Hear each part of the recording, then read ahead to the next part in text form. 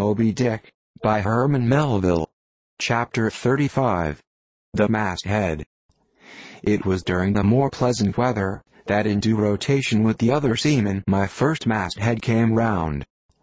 In most American whalemen the mastheads are manned almost simultaneously with the vessel's leaving her port, even though she may have 15,000 miles, and more, to sail ere reaching her proper cruising ground. And if, after a 3, 4, or 5 years voyage she is drawing nigh home with anything empty in her, say, an empty vial even, then, her mastheads are kept manned to the last, and not till her skysail-poles sail in among the spires of the port, does she altogether relinquish the hope of capturing one whale more.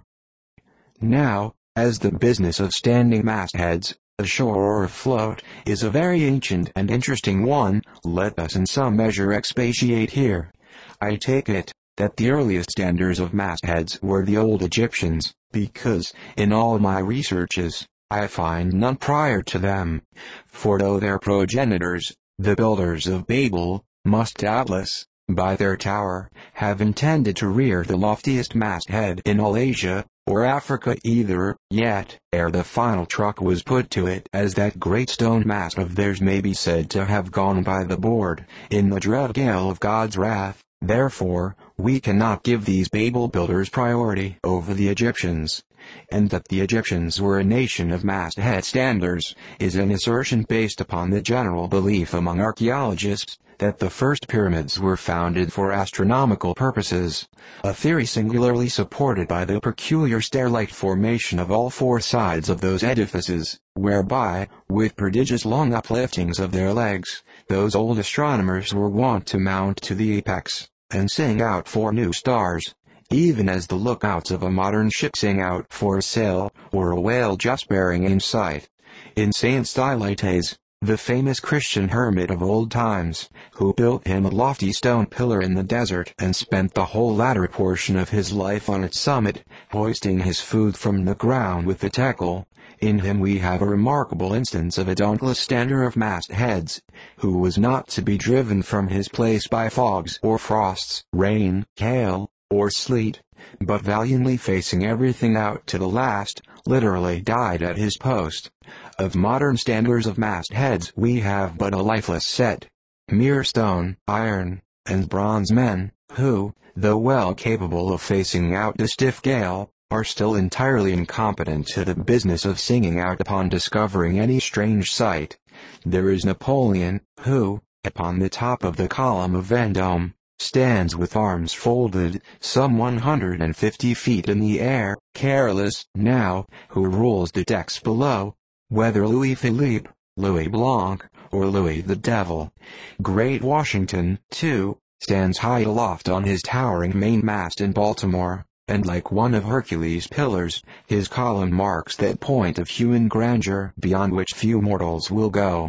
Admiral Nelson, also, on a capstan of gunmetal, stands his masthead in Trafalgar Square, and ever when most obscured by that London smoke, token is yet given that a hidden hero is there, for where there is smoke, must be fire. But neither great Washington, nor Napoleon, nor Nelson, will answer a single hail from below, however madly invoked to befriend by their counsels the distracted decks upon which they gaze. However it may be surmised, that their spirits penetrate through the thick haze of the future, and descry what shoals and what rocks must be shunned. It may seem unwarrantable to couple in any respect the masthead standards of the land with those of the sea, but that in truth it is not so, is plainly evinced by an item for which Obed Macy, the sole historian of Nantucket, stands accountable. The worthy Obed tells us, that in the early times of the whale fishery, airships were regularly launched in pursuit of the game. The people of that island erected lofty spars along the sea-coast, to which the lookouts ascended by means of nailed cleats, something as fowls go upstairs in a hen-house. A few years ago this same plan was adopted by the bay whalemen of New Zealand, who, upon descrying the game, gave notice to the ready-manned boats nigh the beach. But this custom has now become obsolete. Turn we then to the one proper masthead, that of a whale ship at sea. The three mastheads are kept manned from sunrise to sunset, the seamen taking their regular turns, as at the helm, and relieving each other every 2 hours. In the serene weather of the tropics it is exceedingly pleasant. The masthead, nay, to a dreamy meditative man it is delightful. There you stand, 100 feet above the silent decks, striding along the deep, as if the masts were gigantic stilts, while beneath you and between your legs, as it were, swim the hugeous monsters of the sea, even as ships once sailed between the boots of the famous Colossus at Old Rhodes. There you stand, lost in the infinite series of the sea, with nothing ruffled but the waves. The tranship indolently rolls. The drowsy trade winds blow. Everything resolves you into languor. For the most part, in this tropic whaling life, a sublime uneventfulness invests you. You hear no news, read no gazettes. Extras with startling accounts of commonplaces never delude you into unnecessary excitements. You hear of no domestic afflictions. Bankrupt securities, fall of stocks, are never troubled with the thought of what you shall have for dinner, for all your meals for 3 years and more are snugly stowed in casks, and your bill of fare is immutable. In one of those southern whalesmen, on a long 3 or 4 years' voyage, as often happens, the sum of the various hours you spend at the masthead would amount to several entire months, and it is much to be deplored that the place to which you devote so considerable a portion of the whole term of your natural life should be so sadly destitute of anything approaching to a cozy inhibitiveness, or adapted to breed a comfortable localness of feeling, such as pertains to a bed, a hammock, a hearse, a sentry box, a pulpit, a coach, or any other of those small and snug contrivances in which men temporarily isolate themselves. Your most usual point of perch is the head of the T-gallant mast, where you stand upon 2 thin parallel sticks, almost peculiar to whalemen, called the T-gallant cross trees. Here, tossed about by the sea, the beginner feels about as cozy as he would standing on a bull's horns. To be sure, in cold weather you may carry your house aloft with you, in the shape of a watchcoat, but properly speaking the thickest watchcoat is no more of a house than the unclad body, for as the soul is glued inside of its fleshy tabernacle, and cannot freely move about in it, nor even move out of it, without running great risk of perishing, like an ignorant pilgrim crossing the snowy Alps in winter, so a watchcoat is not so much of a house as it is a mere envelope, or additional skin encasing you. You cannot put a shelf or chest of drawers in your body, and no more can you make a convenient closet of your watchcoat.